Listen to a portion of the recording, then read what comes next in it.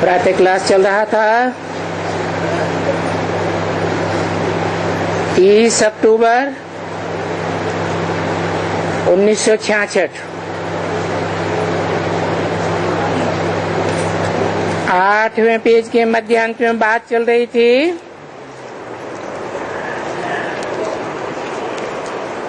अभी हम तमो प्रधान से सतो प्रधान कैसे बने। सो तो बताया बाप को याद करने से बने।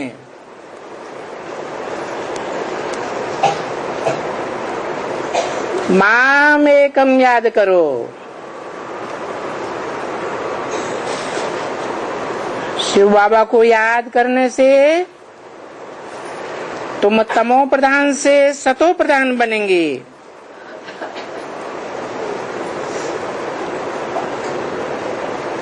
फिर सतो प्रधान दुनिया का मालिक बन जाएंगे।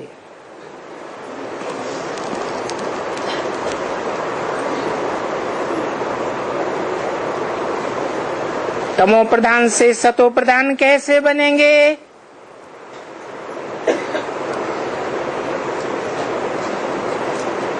पुरुषोत्तम संगम योग के शूटिंग पीरियड में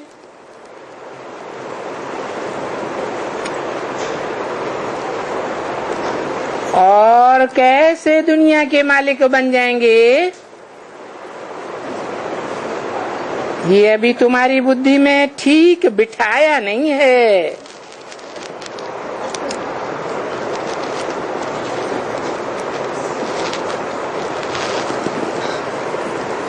किसने नहीं बिठाया है? बिठाने वाला कौन है? अरे शिव बाबा। ठीक है, बिठाया नहीं है अभी। अभी माने कभी? अरे संगम युग में भी कभी। संगम युग 100 साल का है? 1966 की मुरली है ना। किसके द्वारा बिठाना है? शिव बाबा कहते हैं अभी तुम्हारी बुद्धि में ठीक बिठाया नहीं है।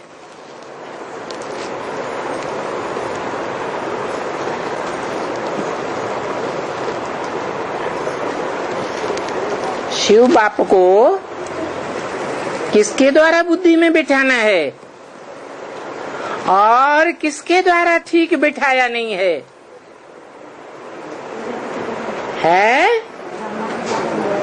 ब्रह्मा के द्वारा ठीक बिठाया नहीं है अभी।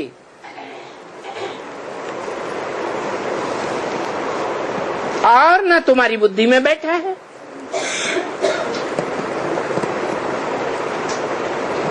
बुद्धि में आया? कब की बात है? 66 की बात है। कहते हैं तुम अपन को आत्मा समझो और यही समझो कि षष्ठी रूपी रंगमंच पर आने से पहले पहले हम अपने घर में रहते थे। हम आत्माओं का घर शांति धाम है।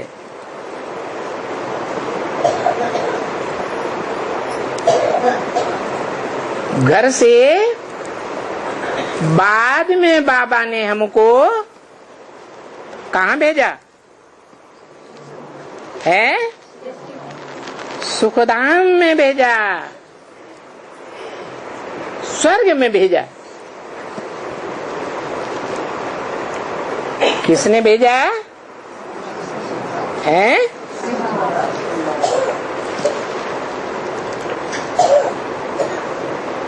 शिव बाप ने हमको स्वर्ग में भेजा। परमधाम में शिव बाबा होता है? शिव बाबा तो नहीं होता। कौन होता है भेजने वाला? है शिव बाप। तो वहां शूटिंग होती है भेजने की है, भेजने की और बुलाने की शूटिंग कहाँ होती है? संगम में होती है। पहले पहले तुमको शांति धाम भेजा, फिर तुमको शिव बाबा ने स्वर्ग में भेजा।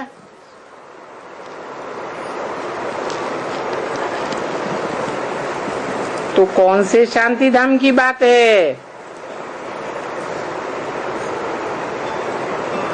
आत्माओं के धाम की बात है, आत्माओं के बाप के घर की बात है,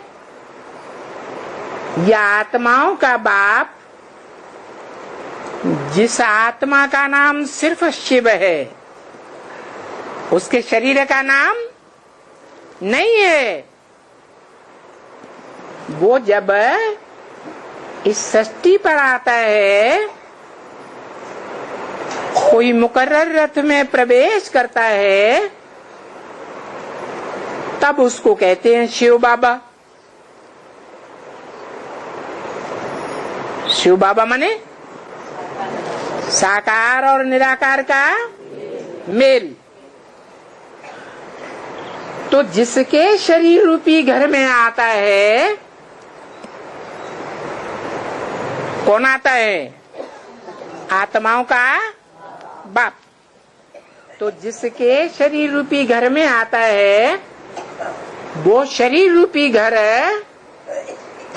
किसका घर हो गया? बाप का घर हो गया। तो पहले तुम्हारी बुद्धि बाप के घर में जाती है कि स्वर्ग में जाती है? पहले बाप के घर में जाती है। तुम्हारी बुद्धि। तो तुम कहाँ के वासी हो? है? तुम भारतवासी हो या नहीं हो? है? भारतवासी हो। तो जो भारत है, जिसका पाठ भा माने ज्ञान की रोशनी, रत माने लगा हुआ, जो सदैव ज्ञान की रोशनी में लगा हुआ है,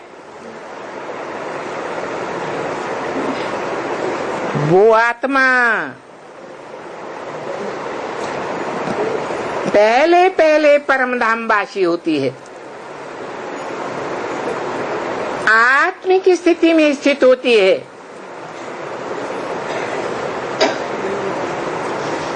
देवभान में रहेगी तो ऊंची स्टेज में जाएगी? है? नहीं जाएगी। अच्छा, 2-4 सेकंड भी अगर देवभान की स्थिति में आता है तो नीचे गिरेगा या ऊपर गिरेगा? है? नीचे जाएगा। माना निरंतर आत्मिक स्थिति होनी चाहिए। जैसे मनुष्यों की बनाई हुई भगवत गीता में लिखा है, उदाहरण दिया है, ऐसे दीपक का जो निर्वात स्थान में रखा हुआ है, जहाँ हवा का अंश मात्र भी न हो, तो दीपक निरंतर एकाग्र होकर जलेगा या हिलेगा डुलेगा? एकाग्र होकर जलेगा। ऐसे तुम्हारी स्थिति आत्मा की भ्रकुटी के मध्य में कैसी बनेगी? नंबरवार निरंतर आत्मिक स्थिति बने या अंतर पड़ने वाली हो? निरंतर आत्म स्थिति। लेकिन नंबरवार बनेगी या सबकी पहले नंबर में बन जाएगी? तो जो पहले नंबर में आता है वो ही आता है जिसमें सुप्रीम सोल बाप, आत्माओं का बाप प्रवेश करते हैं मुकर्रर रूप से, क्योंकि सबसे ज्यादा संग का रंग किस आत्मा को लगता है?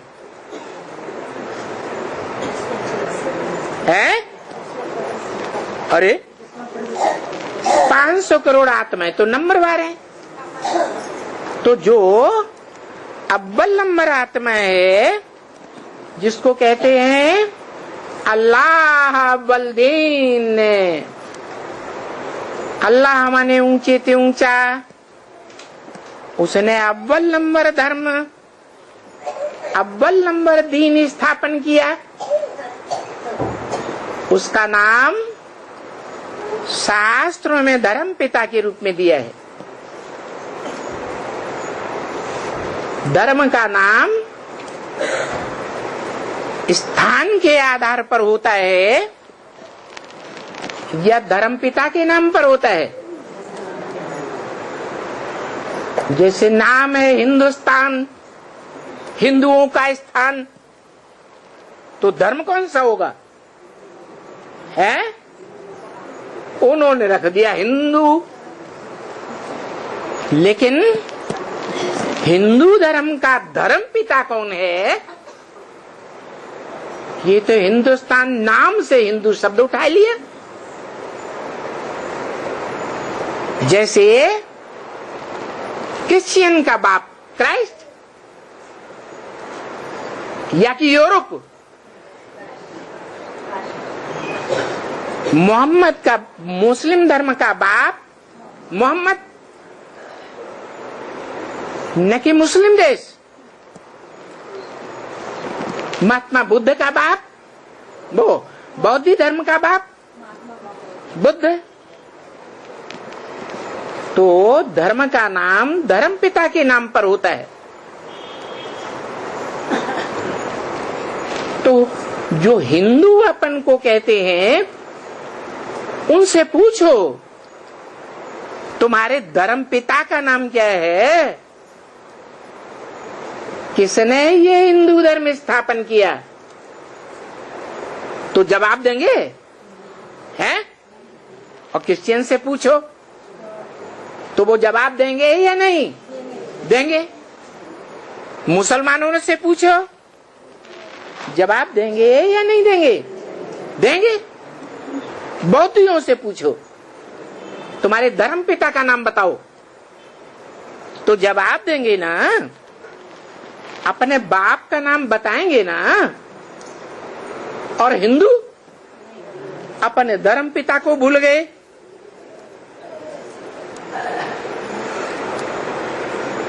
कोई भी धर्म शास्त्र वालों से पूछो तुम्हारे शास्त्र का नाम क्या है, तो क्रिश्चियन बताएंगे बाइबल, मुसलमान बताएंगे कुरान, और बौद्धी बताएंगे धम्मपद। तो देखो 7 धर्म के फॉलोअर्स अपने धर्म पिता का नाम भी जानते हैं और धर्म ग्रंथ का भी नाम जानते हैं। हिंदुओं से पूछो तुम्हारे धर्म ग्रंथ का नाम क्या है, तो बताएंगे? नहीं बताएंगे। तो बताओ तुमको तो बाप ने बताया है, तुम्हारे धर्म पिता का नाम क्या है? बताओ। हाँ, ब्रह्मा के पहलौटी के 4 पुत्र हुए मानसी सृष्टि से। उनमें जो सबसे जास्ती ज्ञानी और योगी था उसके नाम पर हमारे धर्म का नाम सनातन धर्म पड़ा। सनातन माने पुराने ते पुराना, जिससे पुराना दुनिया में कोई धर्म है ही नहीं। तो देखो, सनत कुमार जो ब्रह्मा का ज्ञान में, योग में सबसे तीखा पुत्र था, बड़ा पुत्र था, क्योंकि जो ज्ञान में बड़ा वो बड़ा ठहरा, ज्ञान में छोटा तो जरूर छोटा। ज्ञान ही नहीं होगा, पहचान ही नहीं होगी, तो बाप को पहचानेगा? अपनी आत्मा के पार्ट को पहचानेगा? पहले पहचानेगा या नंबरवार बाद में पहचानेगा? बाद में पहचानेगा। तो छोटा हुआ या बड़ा हुआ? छोटा हो गया। तो देखो, हमारे सनातन धर्म का नाम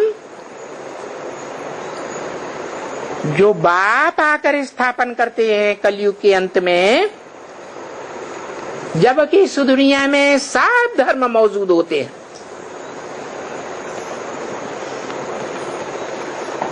जिनके लिए गीता में कहा है सर्व धर्मान परित्यज्य। द्वापर युग में सर्व धर्म होते हैं या कलयुग के अंत में सब धर्म होते हैं? हैं? कलयुग के अंत में होते हैं। तो भगवान द्वापर युग के अंत में आता है या सतयुग के आदि में आता है? हैं? सतयुग के आदि में आएगा। जब दुनिया में सब धर्म मौजूद हो और सारे ही धर्म तमो प्रधान बन जाए, दुखदायी बन जाए, धर्म के नाम पर अधर्म चलता रहे, धर्म अर्थात दिव्य धारणाओं का नाम निशान न रहे, तब बाप आकर के नई दुनिया सतयुग स्थापन करते हैं। सत्य युग अर्थात सत्य की दुनिया, सतो प्रधान दुनिया। दुनिया की हर चीज पहले सतो प्रधान होती और अंत में तमो प्रधान होती। मकान भी पहले सुखदायी सतो प्रधान और अंत में टूट फूट जाता है, टपकता है तो दुखदायी तमो प्रधान। ये भी सृष्टि रूपी मकान है। इस सृष्टि रूपी मकान का बाप कौन है? इस सृष्टि रूपी मकान को नया बनाने वाला कौन है? एक ही ऊंचे से ऊंचा बाप, शिव बाप, जिसको दुनिया के धर्म पिताएं भी ऊंचा मानते हैं, अल्लाह कहते हैं। कहते हैं अल्लाह ने आकर अव्वल नंबर दीन की स्थापना की। इब्राहिम ने नहीं की, बुद्ध, क्राइस्ट, मोहम्मद ने अव्वल नंबर धर्म की स्थापना नहीं की। किसने की? अल्लाह माना सबसे ऊंचा। तो देखो, भगवान ही सबसे ऊंचा है। अंग्रेज लोग उसे हेवनली गॉड फादर कहते हैं, हेवन स्थापन करने वाला। मुसलमान लोग भी मानते हैं वो अल्लाह मियां जन्नत बनाता है।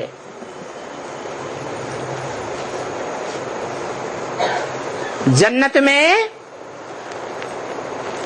माना स्वर्ग में अल्लाह मियां ने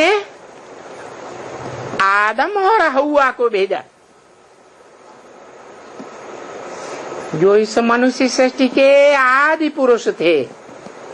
आदम। तो देखो, तुम्हारी समझ में तो आ गया होगा कि तुम जब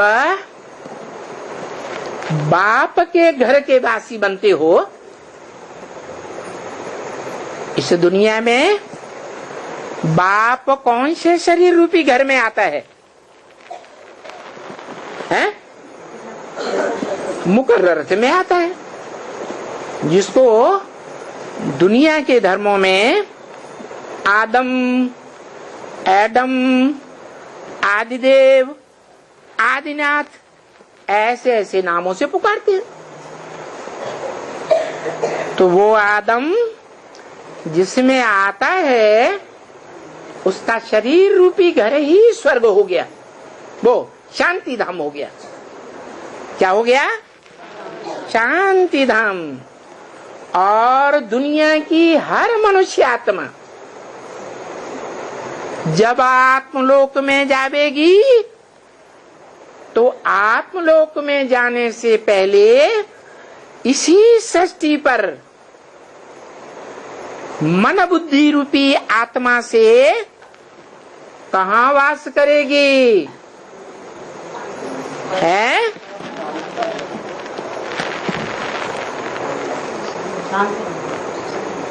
शांति धाम को याद करेगी। कब याद करेगी? जब आत्मिक स्थिति में स्थित होगी। तो शांति धाम में सृष्टि पर कौन सा हुआ है? बाप का शरीर रूपी घर जो है वो ही शांति धाम हो गया। इसलिए बाबा ने जो संदेशियों के द्वारा 4 मुख्य चित्र बनाए हैं, उन चित्रों में इसका कहीं जिक्र है कि वो ही स्वरूप है, वो ही रूपधारी है कि जब इस दुनिया में महाविनाश होगा तो सभी दुनिया की आत्माएं चाहे कोई भी धर्म की हो, उनकी मन बुद्धि रूपी आत्मा में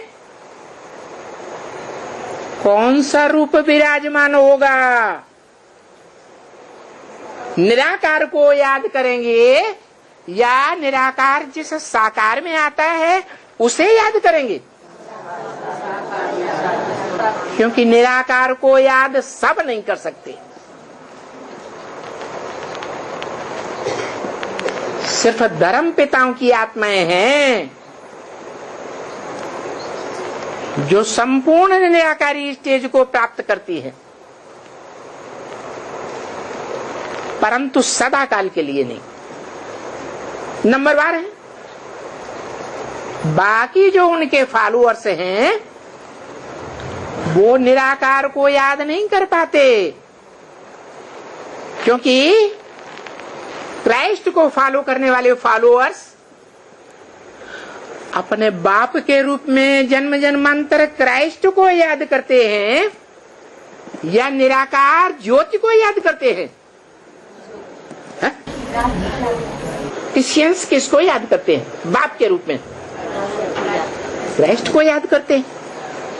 तो उनकी जन्म जन्मांतर की रग पड़ी हुई है साकार को याद करने की या निराकार को याद करने की? साकार को याद करने की रग पड़ी हुई है। साकार को याद करना सहज है और निराकार को याद करना कठिन है। गीता में भी लिखा हुआ अव्यक्ताद् गतिर दुखम देह बद्धिर्वाप्यते। जो देहधारी होते हैं उनको अव्यक्त आत्मा की गति प्राप्त करना दुख पूर्वक होता है, कठिनाई पूर्वक होता है। तो निश्चित हुआ कि दुनिया की सभी धर्मों की आत्माएं 500-700 करोड़ जब आत्मलोक में जाएंगी, सुप्रीम सोल बाप के घर में, वहां जाने से पहले कहां की वासी होंगी? उनकी मन बुद्धि किसमें वास करेगी? है जिसे हम कहते हैं शिव बाबा, माना जिसमें सुप्रीम सोल साकार शरीर में निरंतर वास करता है। तो 4 चित्रों में वो कौन सा चित्र है जिसमें वो रूप दिखाया गया है विनाश काल में? कौन से चित्र में? हाँ, जो सृष्टि वृक्ष का चित्र है उसमें ऊपर दिखाया है कि चतुर्थ विश्व युद्ध में जब सारी दुनिया में एटम बमों के फटाके होंगे और सारी दुनिया में भूकंप होंगे, तो उस समय जो सागर का जल है वो उफान मारेगा।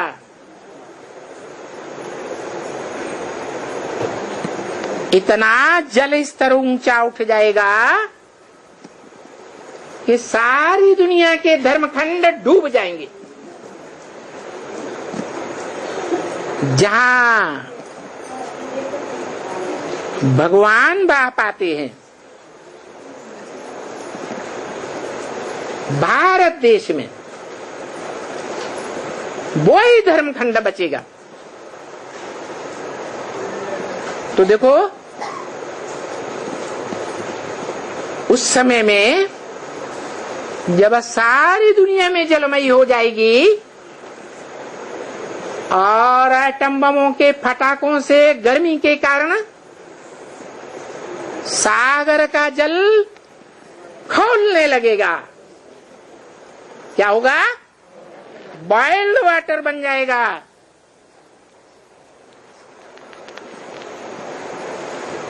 और भाप बन करके बहुत हिस्सा ऊपर उड़ेगा, जिसके कारण इस पृथ्वी पर लगातार कई दिनों तक मूसलाधार बरसात होगी। तो जो भी प्राणी है हवा में, पृथ्वी में, जल में रहने वाले, वो जीवित बचेंगे या खलास हो जाएंगे? हैं? खलास हो जाएंगे। लेकिन उनके शरीर खलास होने से पहले उनकी मन बुद्धि रूपी आत्मा कहाँ जाकर वास करेगी? हैं? शांति धाम भी तो 2 हो गए। बाबा ने कहा तुम बच्चे परम धाम को इस सृष्टि पर उतार लेंगे। तो इस सृष्टि पर वो परम धाम कहाँ होगा? माउंट आबू में होगा। माने शिव बाप जो चैतन्य आत्मा है वो माउंट आबू पहाड़, जो जड़ पहाड़ है, उसमें प्रवेश करता है। अरे चैतन्य आत्मा चैतन्य को पकड़ेगी या जड़ को पकड़ेगी? चैतन्य को पकड़ेगी। चैतन्य में मन बुद्धि होती है। चैतन्य भी 2 प्रकार के प्राणी होते हैं। एक है मनुष्य, जिसमें मन बुद्धि होती है, और दूसरे हैं जानवर, पशु पक्षी, उनमें मन बुद्धि नहीं होती है। तो जो बुद्धिमानों की बुद्धि है वो जड़ पहाड़ पर पहले आवेगी या चैतन्य में पहले आवेगी? ये तो भक्ति मार्ग में गुरुओं ने दिखाई दिया है शास्त्रों में कि भगवान जानवरों का रूप धारण करके आया, घोड़े का अवतार लेके आया, सुअर का अवतार लेकर आया, माछले का अवतार लेकर आया। अरे भगवान इस सृष्टि पर किस लिए आता है? अरे पतितों को पावन भी किस आधार पर बनाएगा? जानवरों को पहले बनाएगा? क्यों? जानवर पतित नहीं है। है? बंदर तो मनुष्य से भी ज्यादा बदतर होता है। उसमें 5 विकार तो कितने जास्ती होते हैं। तो जड़ बुद्धि जानवर में आएगा,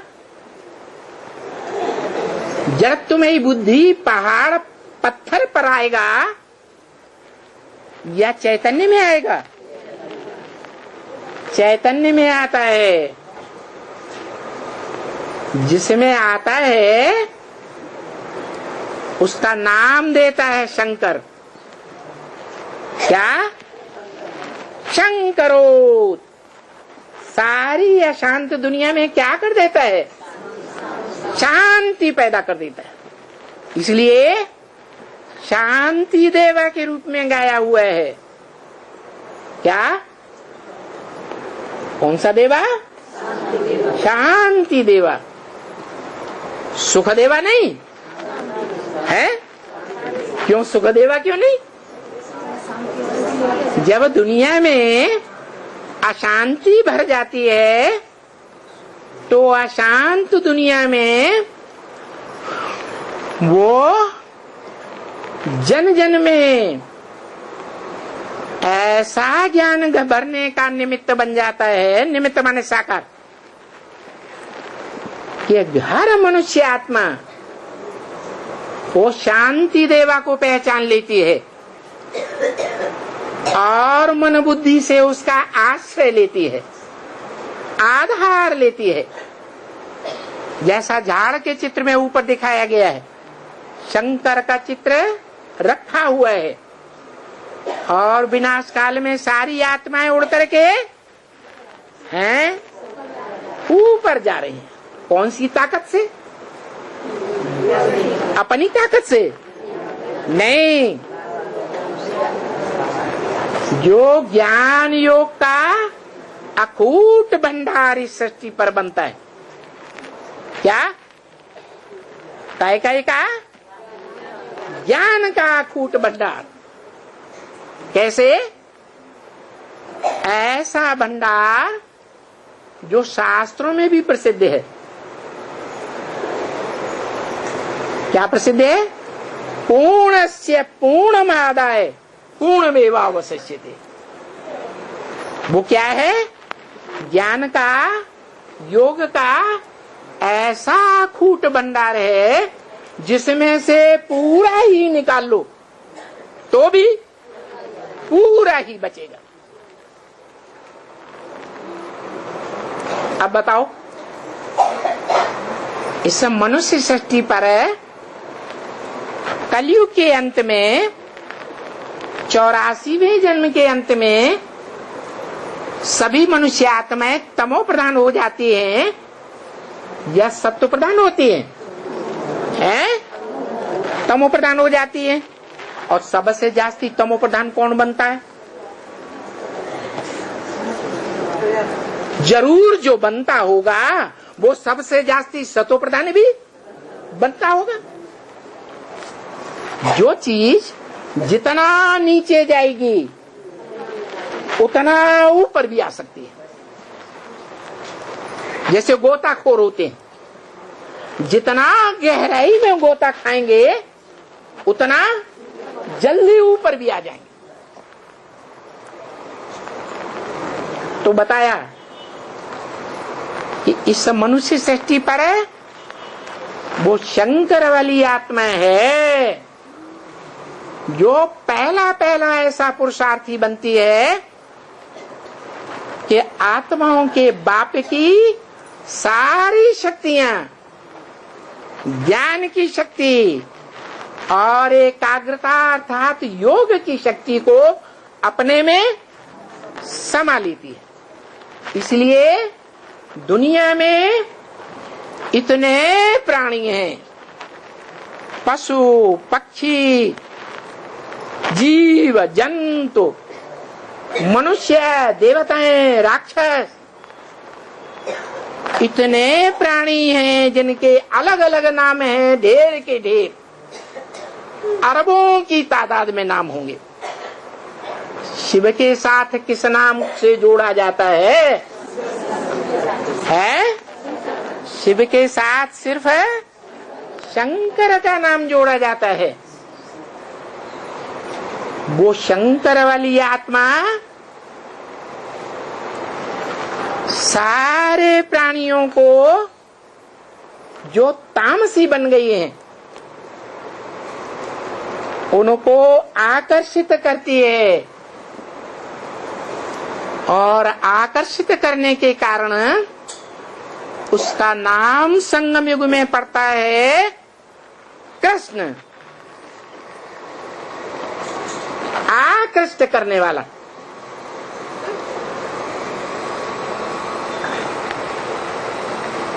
तो संगम युगी कृष्ण की बात है, या सतयुग में जो कृष्ण पैदा होगा वो 500 करोड़ मनुष्य आत्माओं को आकर्षित करेगा। संगम युग के कृष्ण की बात है। लेकिन गुरुओं ने, मनुष्य आत्माओं ने किसका नाम डाल दिया है? सतयुग के कृष्ण का नाम डाल दिया, क्योंकि वो तो बड़ा सलोना बच्चा है, सतो प्रधान बच्चा है।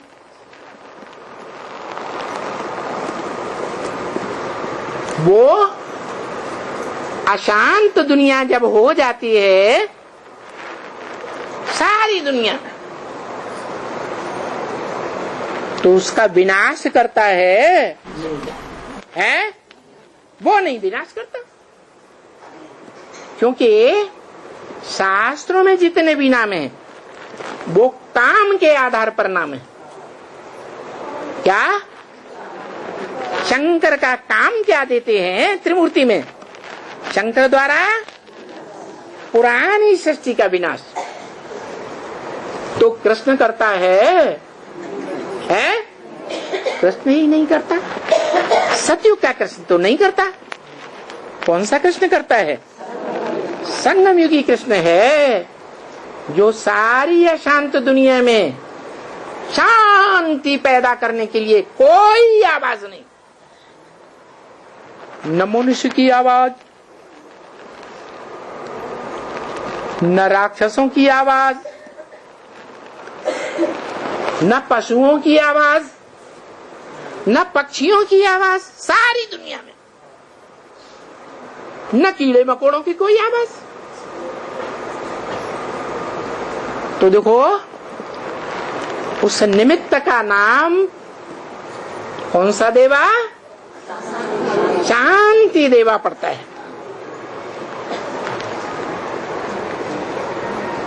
अब बताओ,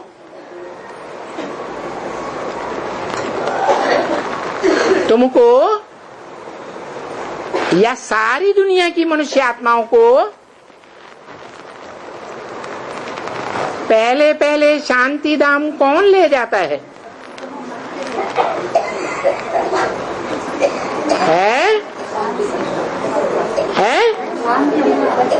शांति धाम कौन ले जाता है? धाम माने घर। शिव बाप ले जाता है या शिव बाबा ले जाता है? बाप और बाबा में अंतर नहीं है। बाबा ग्रैंडफादर को कहते हैं, बाप के बाप को। तो देखो, अंतर तो है। शिव बाप आत्माओं का सिर्फ बाप है, उसकी बिंदी आत्मा का ही नाम बाप है, उसका शरीर है ही नहीं। वो जब इस सृष्टि पर आता है तो दुनिया के जितने भी संबंध हैं वो सर्व संबंध भगवान के साथ जोड़े जाते हैं। कब? जब शरीर धारण करता है। तो बाबा माना ग्रैंडफादर का संबंध परम धाम में है या इस सृष्टि पर है? इस सृष्टि पर होता है। तो वो शिव बाबा पहले शांति धाम ले जाता है। कहाँ ले जाता है? शांति धाम। इसी सृष्टि पर शांति धाम या ऊपर कहीं? इसी सृष्टि पर शांति धाम ले जाता है। मुरली में बाबा ने बोला भी है, ब्रह्मा के द्वारा। ब्रह्मा भी बाबा हुआ ना, है? साकार शरीर है या नहीं? तो साकार निराकार का मेल बाबा हुआ। भले वो आत्मा माता का पार्ट बजाने में अव्वल नंबर गई। माता का काम होता है सहन करना, तो दुनिया में सबसे जास्ती सहन किस आत्मा ने किया? ब्रह्मा ने किया। तो ब्रह्मा ने स्वर्ग में भेजा क्या है? वो तो स्वर्ग बनने से पहले, इस दुनिया में शांति आने से पहले ही शरीर छोड़ देते हैं। तो फिर स्वर्ग में भेजने के निमित्त कौन बनता है? जिसको हम नाम देते हैं साकार निराकार का मेल, शिव बाबा।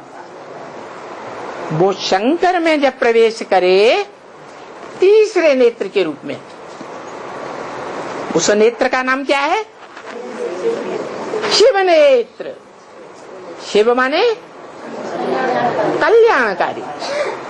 इस सृष्टि पर ऐसी भी एक आत्मा है जो बाप के रूप में सारी मनुष्य सृष्टि का कल्याण ही कल्याण करती है, सारी मनुष्य सृष्टि का विनाश भी करती है, तो भी कल्याण होता है या अकल्याण होता है? कल्याण ही होता है। तो वो आत्मा जिसका नाम शिव के साथ जोड़ा जाता है, वो शंकर वाली आत्मा के द्वारा बाबा ने बोला है कि अंत में तुम बच्चों को बाबा ऐसी दृष्टि देंगे, ऐसी तीक्ष्ण दृष्टि देंगे कि तुम बच्चे ठहर नहीं सकेंगे इस दुनिया में। क्या? ये शरीर और ये दुनिया भूल जाएगी। फिर दूसरी मुरली में बोला, बाबा तुम बच्चों को नैनों पर बिठा कर ले जावेगा। है? अरे नैन तो इतने छोटे, और बच्चे तो कोई इतने बड़े, कोई इतने बड़े, कोई कुंभकर्ण जैसे बड़े। कैसे बैठा के ले जाएगा? है? पहले ज्ञान देकर उनको आत्मा बनाता है कि मैं शरीर नहीं हूँ, मैं तो ज्योति बिंदु आत्मा हूँ। और वो ज्योति बिंदु आत्मा को याद के द्वारा ऊपर उड़ना सिखाता है। तो तुम बच्चों को बोला नैनों पर बिठा के ले जाऊंगा, उन बच्चों को नहीं। माना नजदीक कौन हुए? तुम बच्चे या वो बच्चे? हैं? वो बच्चे माने वो नहीं जो खिड़की के बाहर बैठे हुए हैं, उनसे भी कहा अंदर आके बैठ जाओ।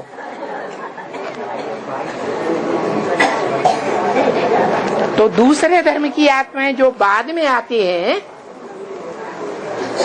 वो ज्ञान को पूरा नहीं समझ पाती। न समझने के कारण फिर वो अधूरी आत्मा रह जाती है। संपूर्ण आत्मा बनती है? नहीं बनती। इसलिए तुम बच्चों से कहा कि तुम बच्चों को बाबा, ये नहीं कहा बाप। कौन ले जावेंगे? बाबा नैनों पर बिठा कर ले जावेंगे। मना याद की ऐसी शक्ति भरेंगे कि वो आत्माएं अपनी देह को भूल जाएगी, देह के संबंधियों को भूल जाएंगी, देह के प्यारे प्यारे पदार्थों को भी भूल जाएंगी। तो ऐसी आत्माएं जो इस पुरानी दुनिया में सबको भूलती हैं, और बाप की याद में ऐसी तल्लीन हो जाती हैं कि उन्हें अपनी इंद्रियों का भी ध्यान नहीं रहता। इसलिए बताया अतीन्द्रिय सुख पूछना हो तो 16,000 गोप गोपियों से पूछो। तो तुम बच्चे बोला जो बाप की याद में अपने शरीर को, शरीर की कर्मेंद्रियों को, कर्मेंद्रियों के सुख को भी भूल जाएंगे। क्या ऐसा किसी जन्म में हुआ? द्वापर कलयुग में है? द्वापर कलयुग के 63 जन्मों में कभी ऐसा हुआ ही नहीं, क्योंकि हर स्त्री सारा जीवन पुरुष के अंग से सुख भोगती है और बहुत याद आता है,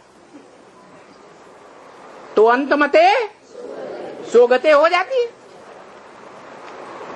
अंत में वो पुरुष का सुख देने वाला अंग ही याद आएगा या कुछ दूसरा याद आएगा? वो ही अंग याद आता है तो स्त्री का जन्म मिलेगा या पुरुष का जन्म मिलेगा? है स्त्री को पुरुष का जन्म मिलता है और पुरुष को सारा जिंदगी स्त्री का अंग आता है याद।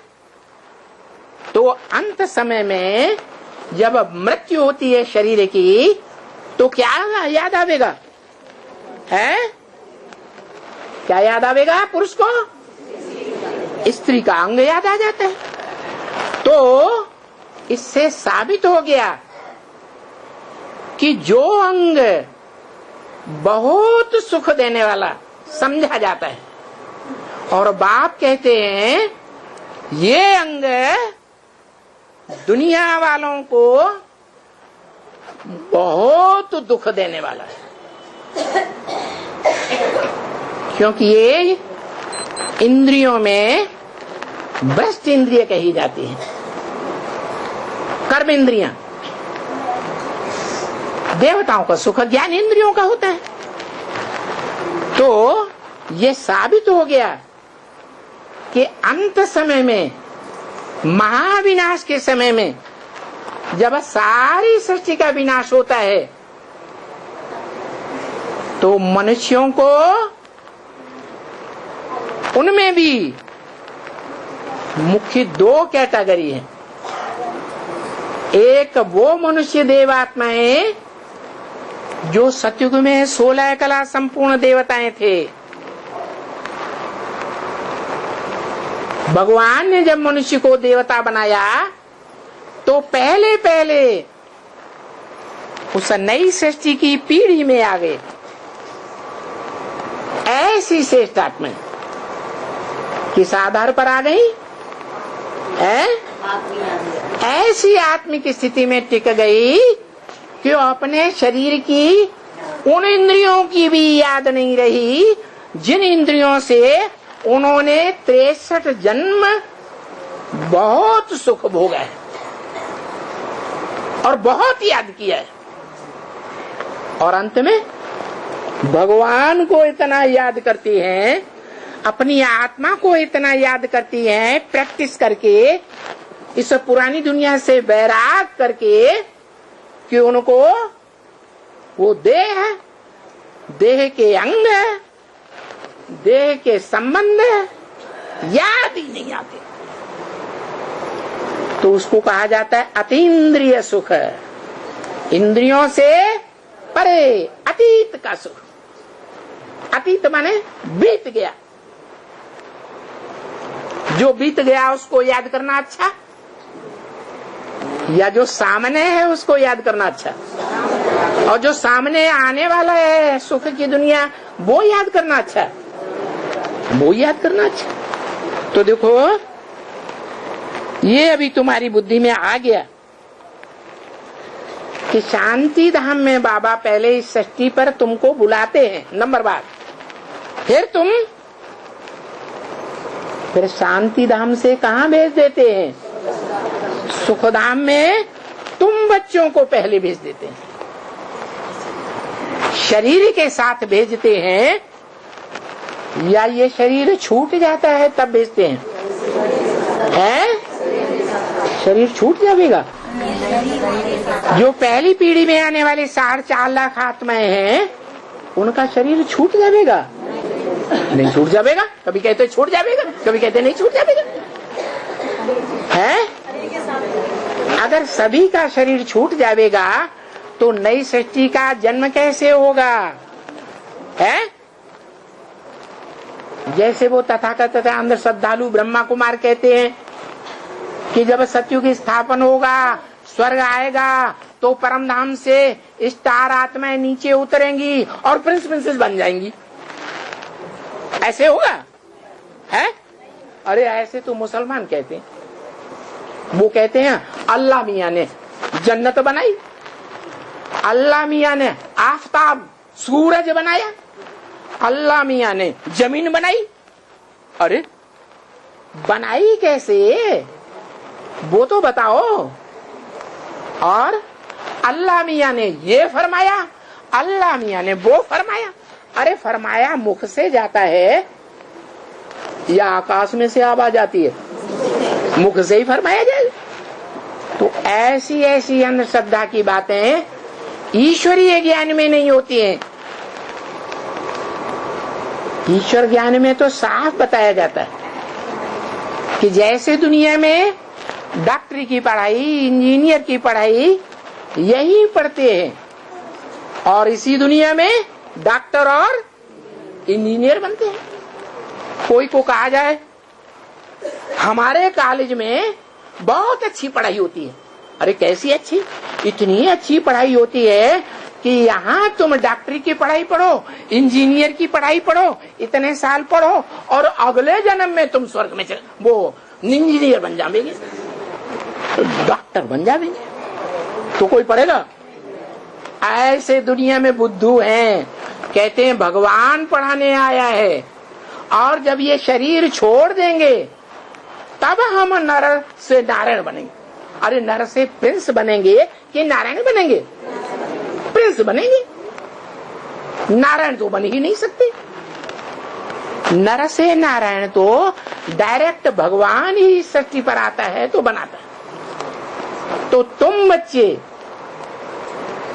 जो बाबा के नैनों पर बैठ करके जावेंगे प्यार में, है प्यार से बैठ के जावेंगे या पांव रख करके जाएंगे नैनों पर? प्यार से बैठ करके जावेंगे। तो तुम बच्चे हो जो इस शरीर से ही परम धाम की स्टेज प्राप्त करेंगे।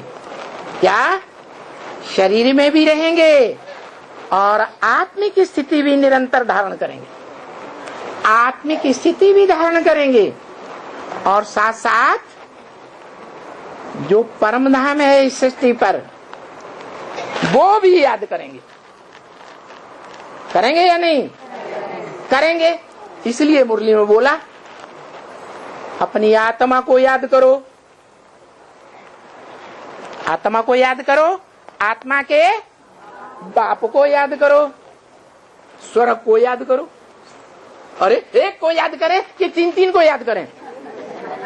कभी कहते एक को याद करो, माम एकम याद करो, कभी कहते 3 को याद करो। अब बुद्धू बनाते हैं। ब्रह्मा कुमारियां कह देती अरे भगवान की तो लहर है, कभी कुछ बोलता है कभी कुछ, पागल हो गया। अरे नहीं समझ पाते हैं तो ऐसे बोल देते हैं। अब समझ में आया कि एक को याद करें या 3 को याद करें? क्यों? एक में ही तीनों रूप हैं। क्या? वो एक ही जिसमें मुकर्रर रूप से शिव बाप प्रवेश करते हैं, वो ही संपन्न स्टेज प्राप्त करने पर शिव शंकर एक हो जाते हैं। दोनों आत्माएं निराकारी, निर्विकारी और निरहंकारी हो जाती हैं। तो जो आत्माएं दोनों मिलकर के एक हो जाती हैं, उनकी याद भारतवर्ष में अर्धनारीश्वर के रूप में दिखाया है। क्या? आधा बाप आधी माता, माता पिता कंबाइन, तो क्या कहते हैं? अंग्रेजी वो संस्कृत में कहते हैं त्वमेव माता, माने तुम माने तू ही मेरी माता है। तो तू जिसको कहा वो एक है या दो चार है? एक है। तुम माने तू माने एक। संस्कृत में युवाम दो को कहते हैं, यूयम तुम सब को कहते हैं। तो तुम बोला त्वमेव माता च पिता, तुम एक ही हो जो मेरी माता भी हो और पिता भी हो। त्वमेव सर्वम मम देव देव, त्वमेव बंधु च सखा, त्वमेव माना तुमसे मेरे सर्व संबंध हैं। तो यहां के लिए बोला कि जो बच्चे भगवान के साथ प्रैक्टिकल में, प्रैक्टिकल माना शरीर के साथ, जिस संबंध की अनुभूति नहीं कर पाएंगे उस संबंध के लिए जन्म जन्मांतर तड़पते रहेंगे। क्या? यहां अनुभूति नहीं की कोई संबंध की तो 63 जन्मों में 84 जन्मों में भी नहीं कर सकेंगे। अरे 63 जन्मों में 84 जन्मों में सुप्रीम सोल आता है संबंध जोड़ने के लिए। फिर शूटिंग तो हम यहाँ कर रहे हैं सर्व संबंधों की, कोई कर रहे हैं कोई नहीं कर रहे हैं। भारतवासियों की ये गायन है तो भगवान के साथ सर्व संबंध जोड़ते हैं। तो अब बताओ कि वो सर्व संबंध के लिए कहां तड़पते रहेंगे और कहां नहीं तड़पेंगे? है संगम युग में शूटिंग करते हैं और ब्रॉड ड्रामा में प्रैक्टिकल होता है। तो वहां कोई आत्माएं हैं जो यहाँ शूटिंग पीरियड में नहीं समझ सकेंगी, पहचान सकेंगी, वो वहां उस संबंध के लिए तड़पती रहेंगी। तो इसलिए बोला कि सृष्टि पर सदा कायम कोई चीज नहीं है, सदा कायम सिर्फ एक शिव बाबा है। ये नहीं कहा एक शिव बाप है। शिव बाप आत्माओं का बाप इस सृष्टि पर सदा कायम रहता है या आत्मलोक में रहता है? वो तो आत्मलोक में रहता है। फिर सदा कायम कौन रहता है जिससे सर्व संबंधों की हम वहां अनुभूति करेंगे? शिव बाबा। भले रहता तो है ब्रॉड ड्रामा में, लेकिन कोई पहचान नहीं पाता क्योंकि वहां ज्ञान ही नहीं होता।